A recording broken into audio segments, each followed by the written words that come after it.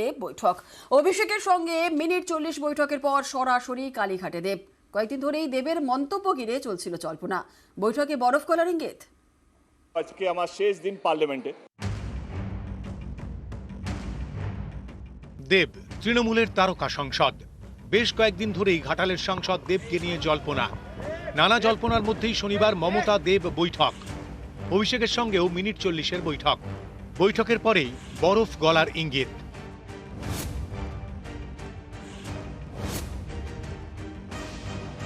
আমি চাইলেও যে আমি বেরিয়ে যাবো বা আমি দাঁড়াবো না সেটা হবে না।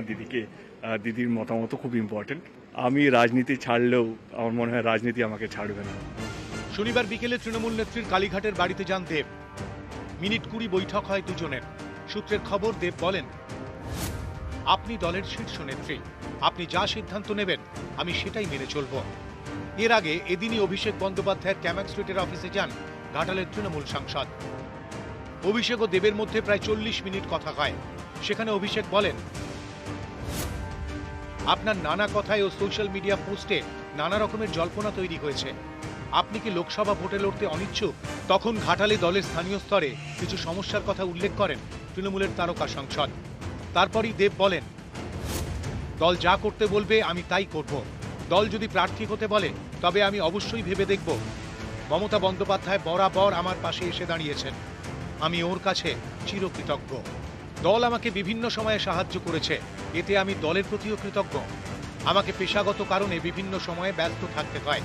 মন থেকে বলছি, আমি সংসদীয় এলাকার জন্য সব সময় ভাবি।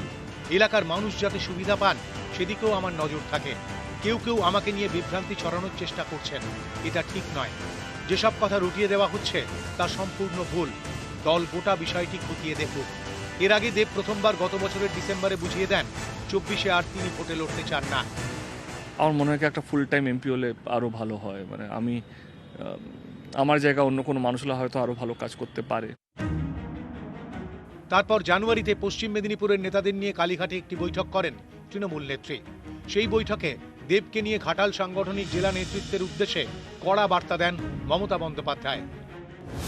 বলেন, দেব ভালো ছেলে, শিল্পী মানুষ, অত্যন্ত ভালো। দেব আমাদের দলের সম্পদ। বৈঠকে দেব বলেন, আমার কিচ্ছু বলার নেই। দল যা নির্দেশ দেবে আমি পালন করব। এতে জল্পনা তৈরি হয়, তাহলে কি এবারও ঘাটাল থেকে তৃণমূল প্রার্থী দেব? এরই মাঝে কদিন আগে একই সঙ্গে 3 প্রশাসনিক পদ থেকে ইস্তফা দেন ঘাটালের তৃণমূল সাংসদ। এতে তারকা সাংসদকে নিয়ে নতুন করে জল্পনা। এর কদিনের মধ্যে সোশ্যাল মিডিয়ায় একটি পোস্ট করেন দেব। লোকসভায় নিজের আসনে বসে ছবি তুলে পোস্ট করেন। ইংরেজিতে লেখেন আর কয়েক ঘন্টা, সঙ্গে ভালোবাসার ইমোজি। এরপরেই লোকসভায় দাঁড়িয়ে ইঙ্গিতপূর্ণ ভাষণ দেবেন।